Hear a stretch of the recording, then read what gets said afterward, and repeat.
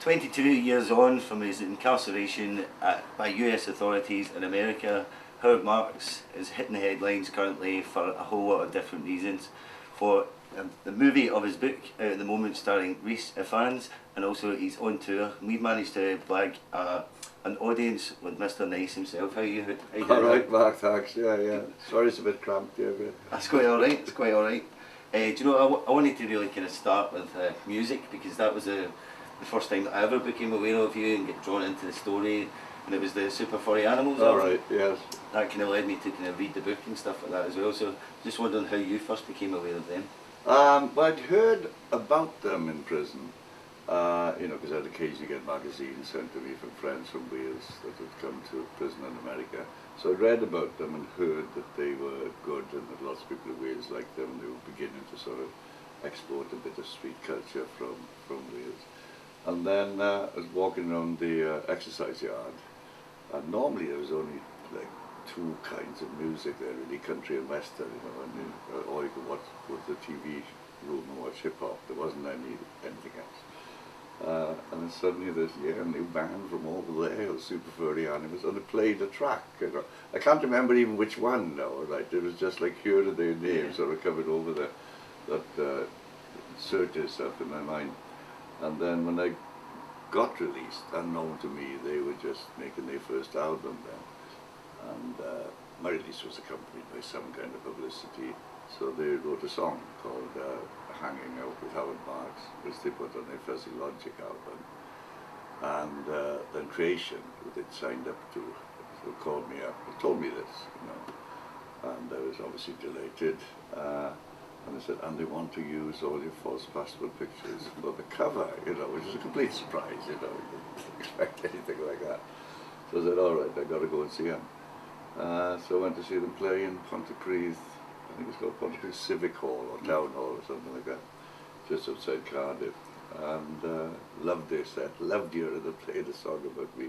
And they introduced me to Ryhs, you know, so it was quite a monumental day in my diary, that one. And loved their stuff, you know, and I think you know, it's great that they're still going, because you know, when it gets to about the third album, you know, it's a real test of your ability as singers or the band or whatever. And I think all their albums just get better and better, and their street cred increases, and they're still doing it. They kind of splitting up in funny ways, not in any nasty sense, but Griff's doing a lot of solo stuff and everything, but they're all together as mates drinking in the pubs still, you know. So you mentioned that was the first time you met Ryhs. Can you describe that for us? Yeah, it was, he used to be the singer. I didn't know this, but Griff just introduced me. I was a friend of ours called Ryhs, and at that time he was sleeping on Dav, the drummer's floor, talking drunkenly about becoming an actor one day. And but I got on with him, I mean, largely because of his cheeky punk attitude, I think, because he came up to me with a packet of skins and said, would you sign? So yeah, go. So signed them. And he looked at a bit of disappointment. Oh no, I meant everyone. And something about that endeared me to him. I can't think what it was, you know, but I enjoyed talking to him. Learned that he was seriously intended to be an actor. Proper actor. He learned that I had written a book, but it hadn't yet been published because it was going through the legal editing process, which was a fucking headache for anyone really. So I didn't know whether ever it would be published, but we did agree that should it be published and should it be made into a film, he could play me. You know, we shook on it. I've got a video here of the actual meeting. In fact, I don't know if we got time, but I've got it here. So it is documented, and you know, the BBC bought the TV rights and pretty much incarcerated the whole thing longer than I was incarcerated, and just sat on it, waiting for me to die so they could make a PC film about it. So how did the film eventually come out? I know that I read that somewhere there was a lot of names attached to it at one point, like Oliver Stone, like Sean Penn, stuff like that. All of these names that were kind of mentioned in the same. Yeah. I mean, a lot of names were bandied around. I mean, I can only speak about the ones I know of personally, because there's bound to be some sort of fiction in that. Oliver Stone, yes. You know, I mean, he was definitely interested, but I didn't meet him. Sean Penn was the most interested, and I met him. He sort of came over to London to have lunch with me, and met him a couple of times. And he was definitely interested, not so much in playing me or anything like that, just championing the cause of the film, really, more than anything else. Frank Rodham, who did Quadrophenia, he was also interested. Robert Jones, who did the Usual Suspects, he was interested. Lots of them were interested. I think something like 28 scripts were written. But none of them passed muster. And then of course Rhys was getting more and more famous, right? He's become this big fucking actor now. So I thought, at first it was me doing a young punk kid a favour, and I was almost begging him, come on, use your connections, get this thing done, And that's pretty much what happened. How did it finally kind of get off the ground? What was it? When did that start? Like? When the BBC finally just gave up control, with the lure of money to independent films, which was a company formed specifically for this purpose. So how involved were you with the whole cinematic process of making the film? None at all in terms of creative input. I mean, absolutely nothing. I linked around on set a few times because I was allowed to, just for a bit of fun, really. But I would occasionally be asked questions, and obviously provided documentary evidence when they had to go through the legal wrangles of sort of doing it too. Rhys didn't have to ask me anything. Rhys didn't ask me anything at all because we spent so much time with each other. Yeah. Well, I heard them say that he knew how you moved through space. So that's right. Yeah. No, we just we've been on sort of enormous skating sessions, several days long together, several times. So like we know each other very well. The only question he asked me was, I think the name of a lullaby. Give me the name of a lullaby I used to sing to my kid before he went to sleep. I think that was the only question he asked. So was it weird working on set when by that point it was like one of your mates dressed up as you? Yeah, it was very weird, particularly the first time I saw him dressed up as me, because the first time I saw him dressed up as me is pretty much meant to represent me as I am now. Okay, like I don't know if you've seen the film yet. No. Yeah. Well, there's a bit which is sort of like current modern day, and then he's looking at me. Then that was the weirdest. Seeing him looking at me as a kid, so it wasn't so bad.